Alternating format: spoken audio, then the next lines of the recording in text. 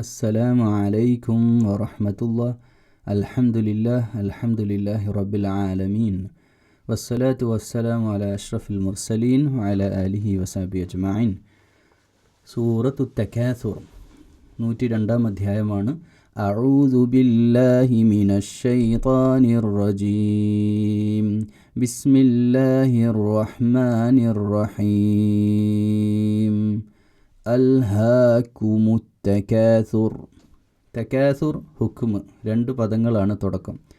ഈ സൂറത്തിൻ്റെ സംക്ഷിപ്തമായിട്ടൊന്ന് പറയാം. നമ്മുടെയൊക്കെ ഈ മനസ്സിലുള്ള ഒരു ചിന്താഗതി, എത്ര കിട്ടിയാലും മതിയാവാത്ത ഒരു മനസ്സിനെയാണ് വിശുദ്ധ ഖുർആൻ അല്ലാഹു സുബ്ഹാനഹു വ തആല നമ്മളോട് സംസാരിക്കുന്നത്. ഇതിൻ്റെ ഉപോത്ബലകമായിട്ടൊരു ഹദീസ് ഉണ്ട്, അത് പറഞ്ഞിട്ട് ഈ വിഷയത്തിലേക്ക് വരാം. നബി സല്ലല്ലാഹു അലൈഹി വസല്ലമ പറഞ്ഞു, വാദിയാനി മിമ്മാൽ, 2 മല സ്വർണം.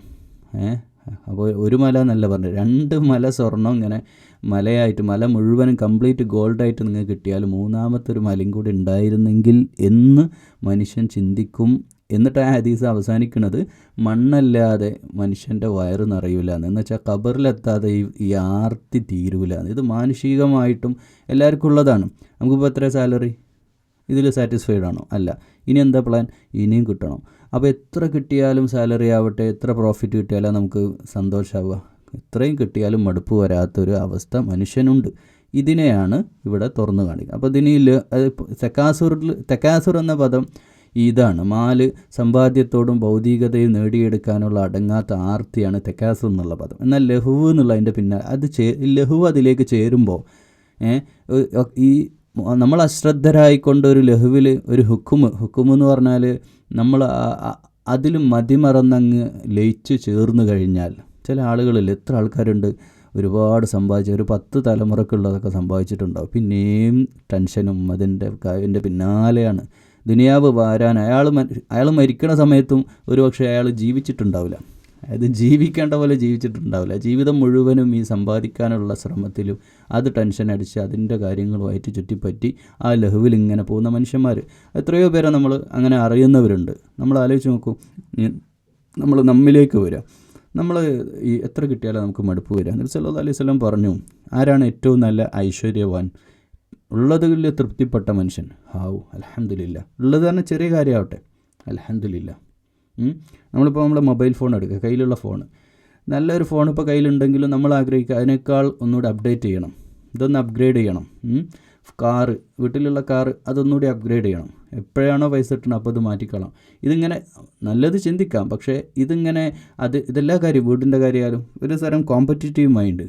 അടുത്തുള്ള അയൽവാസി അത്ര വലിയ വീടുണ്ടാക്കി, എന്നാൽ പിന്നെ ഞാൻ മോശമാക്കരുത്, അവരങ്ങനെയാണോ കല്യാണം നടത്തി, എന്നാൽ പിന്നെ അതിനേക്കാളൊന്നും ഞാൻ ഉഷാറാക്കണം, അപ്പോൾ ഒന്നുകൂടി ഉഷാറായിട്ട് പരിപാടി നടത്താം എന്നൊക്കെ ചിന്തിക്കുന്ന, മറ്റുള്ളവരെ കവച്ചു വെച്ച് ഭൗതിക നേട്ടങ്ങൾ ആഗ്രഹിക്കുക, മറ്റുള്ളവരെക്കാൾ ഞാൻ ഈ കാര്യത്തിൽ മുന്നിലാവണം എന്ന ഒരു നിയത്തോടു കൂടി മതിമറന്നുള്ള ഒരു ആർത്തിയുടെ സ്വരൂപത്തെയാണ് ഈ സൂറത്ത് കാണിക്കുന്നത്. അത് മനുഷ്യൻ്റെ ഒരു സ്വാഭാവികതയാണ്. അത് അവിടെ തീരും. 2-ാമത്തെ ആയത്ത് പറയാം, ഹത്താ സുർത്തുമുൽ മഖാബിർ. ഖബറിലെത്തുന്നവരെ ഈ പണി മനുഷ്യൻ ചെയ്യുന്നതാണ്. ഖബറിടം സന്ദർശിക്കും വരെ മനുഷ്യൻ ഈ ഒരു സ്വഭാവം അവൻ്റെ മനസ്സിലുണ്ടാവുന്ന തസുർത്തുമുൽ മഖാബിർ. അപ്പോൾ ഈ ഹുക്കുമും തകാസുറും, ഭൗതിക നേട്ടങ്ങൾ മറ്റുള്ളവരെക്കാളും നേടിയെടുക്കണമെന്ന ഈ ഒരു പ്രമത്തത മനുഷ്യൻ്റെ ഒടുങ്ങ ഖബറിലെത്താണ്.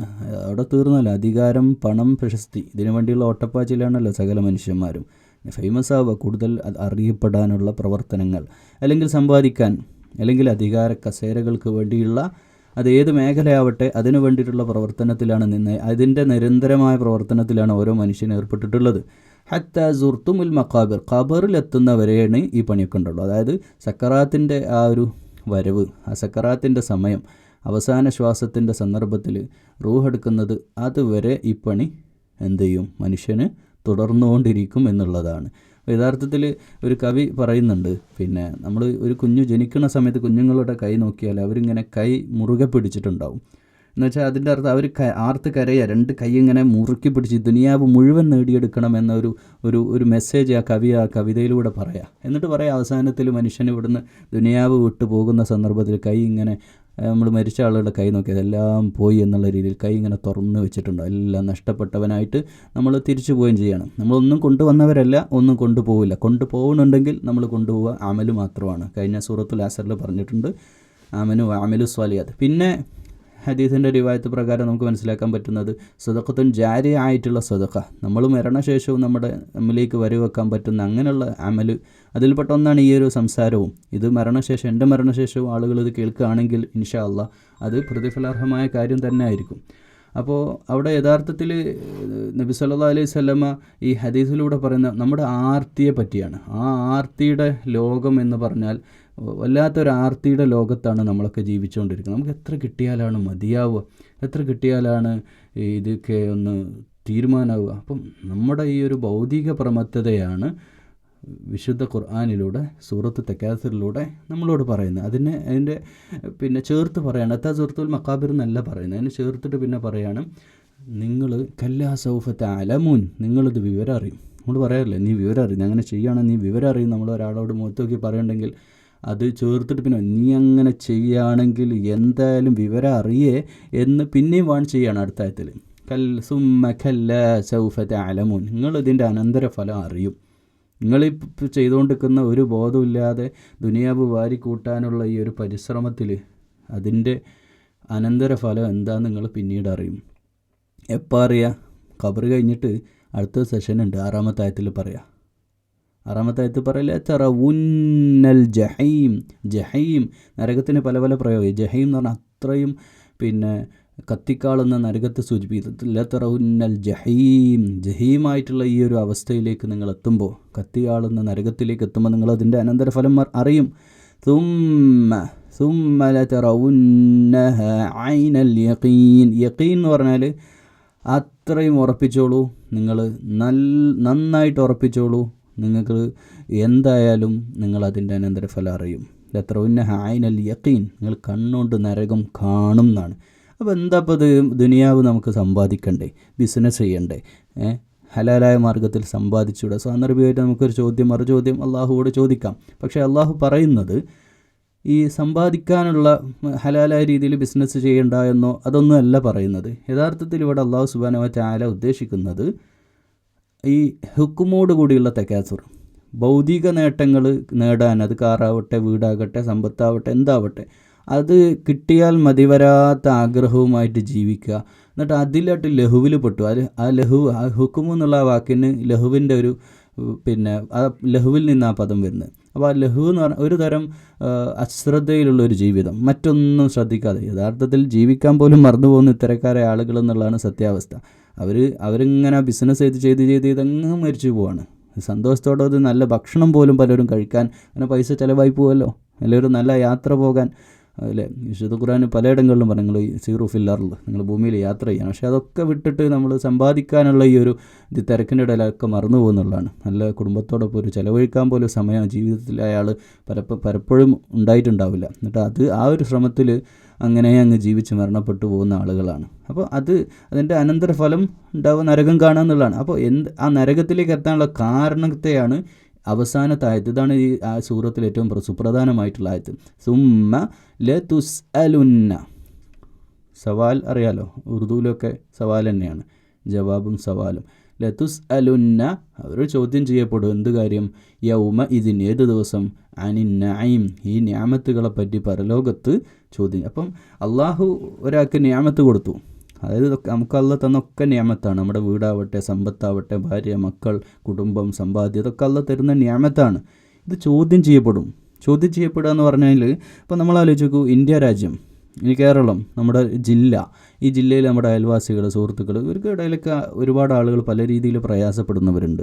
ആ പ്രയാസങ്ങളൊക്കെ നിലനിൽക്കുകയാണ് നമ്മൾ ഇത്രയും സുഭിക്ഷമായിട്ട് ജീവിക്കുന്നത്. സമ്പത്തുള്ള ഒരു അത്യാവശ്യം മിഡിൽ കാസ്റ്റ് എന്ന് പറയുന്ന ഒരു മധ്യവർഗ ഫാമിലിയുടെ അപ്പുറത്തേക്ക് അവരാവട്ടെ അതിന് മേലുള്ളവരൊക്കെ ഈ സംസാരം കേൾക്കുന്നവരൊക്കെ അല്പം സമ്പാദ്യം കയ്യിലുള്ളവരൊക്കെ ഒന്ന് വളരെ സൂക്ഷിക്കണം. ഈ ഒരു ആയത്തിനെ നമ്മളൊന്ന് പേടിക്കേണ്ടതുണ്ട്. കാരണം നമ്മൾ റാഹത്തായിട്ട് നമുക്കൊരു പ്രശ്നമില്ലാത്തൊരു ജീവിതമാണെങ്കിൽ നമുക്ക് സംഭവിക്കാൻ പോകുന്നത് ചില്ലറ കാര്യമല്ല. സുമ്മ ലതുസ്അലുന്ന യൗമ ഇതിൻ അനിൻ നഈം.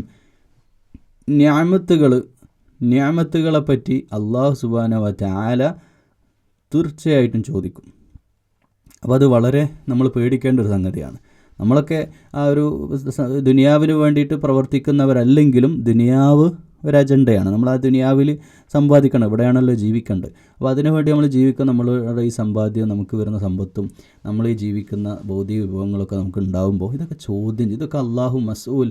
നമ്മൾ വിചാരിക്കും നമ്മൾ എൻ്റെ പൈസ അല്ലേ, ഞാൻ എൻ്റെ ഇഷ്ടം പോലെ ചിലവഴിക്കും, എൻ്റെ പൈസക്ക് ഞാൻ ഇന്നാക്കും എന്നൊക്കെ നമ്മൾ പറയും. പക്ഷേ യഥാർത്ഥത്തിൽ ഇത് അള്ളാഹു സുബ്ഹാനഹു വ തആല നമുക്ക് തന്ന പരീക്ഷണമാണ്. സമ്പത്തുള്ളവർക്ക് ആ സമ്പത്ത് അള്ളാഹു തന്ന പരീക്ഷണമാണ്. അപ്പോൾ ആ പരീക്ഷണത്തെ വിജയിക്കാൻ നമുക്ക് സാധിക്കണമെങ്കിൽ അത് അതിൻ്റെ സമ്പത്തിൻ്റെ അറബ് സക്കാത്ത്.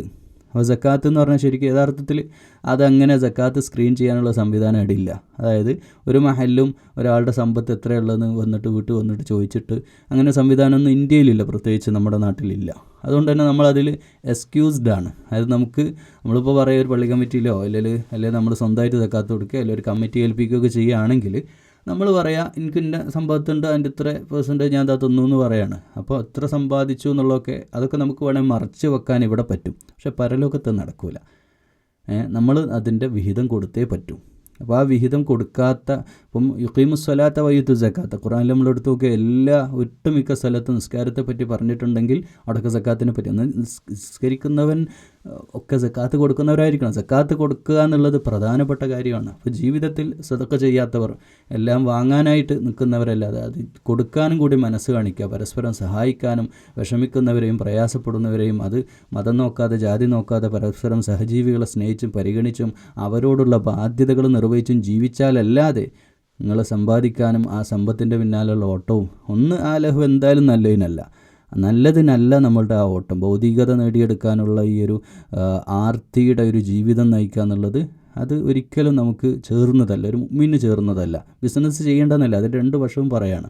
പക്ഷേ ബിസിനസ് ചെയ്യുന്നവരിൽ 90%, 10% നമുക്ക് ഹലാലായ രീതിയിലുള്ളവരെ നമുക്ക് മാറ്റിവെക്കാം. ബാക്കിയുള്ള പല കളികളും കളിക്കാതെ, പല തെറ്റായ വഴികളിലൂടെയും സഞ്ചരിക്കാതെ ഒരിക്കലും ഇങ്ങനെ ഒരു സമ്പാദ്യത്തിലേക്ക് പെട്ടെന്നൊന്നും എത്താൻ സാധിക്കില്ല. അതിന് വലിയ പരിശ്രമം ആവശ്യമുള്ള കാര്യമാണ്. ബിസിനസ് ചെയ്യുന്നവർക്കറിയാം ഒരുപാട് പരിശ്രമം ആവശ്യമാണ്, ഒരുപാട് ടെൻഷൻ അടിച്ച് അതിൻ്റെ പിന്നാലെ നടക്കേണ്ടതുണ്ട്. പക്ഷേ യഥാർത്ഥത്തിൽ അങ്ങനെ അല്ലാത്ത രീതിയിൽ അവിഹിതമായിട്ട് പലപ്പോഴും നമ്മൾ ന്യായീകരണമാണ് നടത്തുക, ന്യായീകരിക്കുക ചെയ്യുക. അത് അല്ലാതെ ഒന്നും ഇപ്പോൾ നടക്കില്ല എന്നൊക്കെ പറഞ്ഞിട്ട് അതെല്ലാവരും ഇപ്പോൾ അങ്ങനെയല്ലേ എന്ന് പറഞ്ഞ് ഒരു കോമൺ ആയിട്ട് നമ്മൾ അതിനെ കാണുക ചെയ്യുക. പക്ഷേ എല്ലാറ്റിനും കണക്ക് ചോദിക്കുന്നവനാണ് അള്ളാഹു, എല്ലാം അറിയുന്നവനാണ്, നമ്മുടെ കണ്ഠനാടിയേക്കാൾ അടുത്തവനാണ്. നമ്മുടെ ഹൃദയത്തിൽ ചിന്തിക്കുന്നത് വരെ അള്ളാഹുവിന് കൃത്യമായ ധാരണ ഉണ്ട്. അപ്പം നമ്മൾ ആരെ പറ്റിച്ചാലും ബിസിനസ് എന്ന് പറഞ്ഞതിൻ്റെ തന്നെ ഒരു തരം ഒരു 90% പറഞ്ഞല്ലോ, 90% മറ്റുള്ളവരെ പറ്റിച്ചെങ്ങനെ ലാഭം ഉണ്ടാക്കാം. അവിടെ നീതി, ധർമ്മം, സത്യം അതിനൊന്നും പിന്നെ സ്ഥാനം ഉണ്ടാവില്ല ജീവിതത്തിൽ.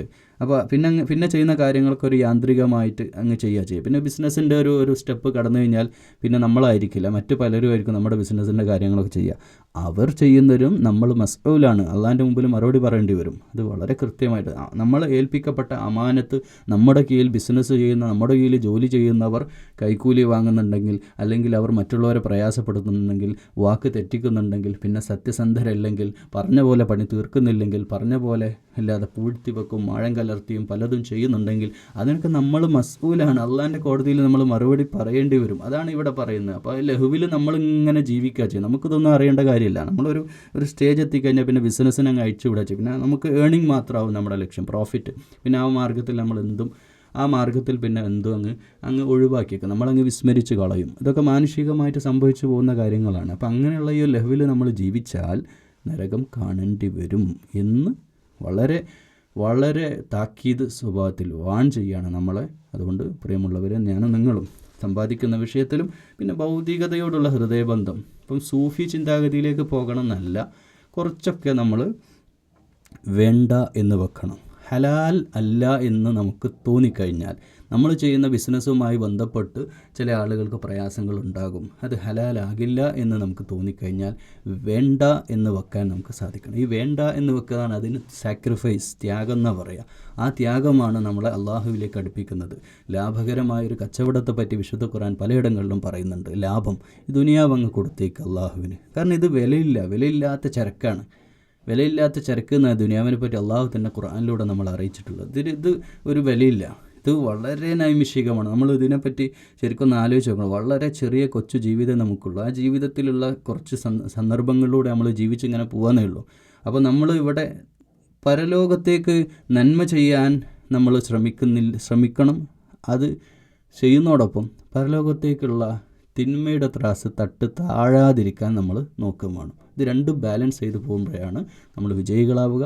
ഈ ഒരു ഭൗതിക പ്രമത്തതയുടെ അവസ്ഥയിൽ നിന്ന് ദുനിയാവിനോടുള്ള അടങ്ങാത്ത കൊതിയൊക്കെ മാറി മരണം റൂഹ് വരുവാണ്, മരണം മുന്നിൽ കാണുന്ന അവസാന സന്ദർഭമാകുമ്പോൾ, അപ്പോൾ ഒറ്റ കാര്യം, മരണം നമ്മളാരും ആഗ്രഹിക്കുന്നില്ല എന്നുള്ളതിൻ്റെ ഏറ്റവും വലിയ തെളിവാണ് നമ്മളിപ്പോൾ മരണം ആഗ്രഹിക്കുന്നില്ല. ആരാണ് മരണം ആഗ്രഹിക്കുക? എല്ലാം റെഡി ആയിട്ടുള്ളവർ. ഇനി ഒന്നും നോക്കാനില്ല.